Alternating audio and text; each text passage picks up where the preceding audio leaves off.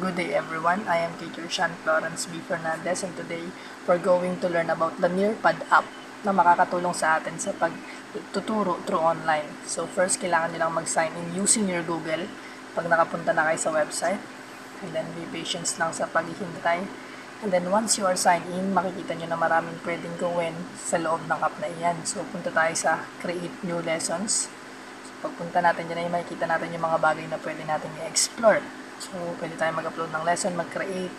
And then, ayan, once na-clinic na natin, yung create ay lalabas na yung mga bagay na pwede natin gawin. For example, create blank slide activities.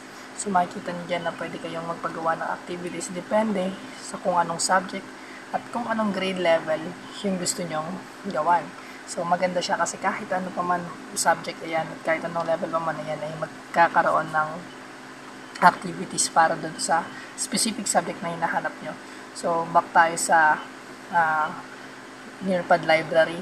So, pag pumunta kayo sa Nearpad Library, maraming mga instructional materials dyan. So, mamimili lang kayo kung anong grades level yung gusto nyo. So, for this example, I choose high school. And then, ayan, pipili ka naman kung anong subject. And then, for this, I choose mathematics. Ayan. So, ngayon makikita nyo yung daming videos, di ba, na nakarelated sa high school level in mathematics subject. So, marami rin yan. Meron din yung lesson, merong activities, even activities online. And then, meron din mga videos. So, let's click yung videos.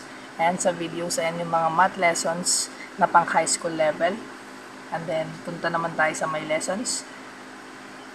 Ayan, meron ding mga lessons. Iba't ibang lessons ng math sa high school lang nagre-range.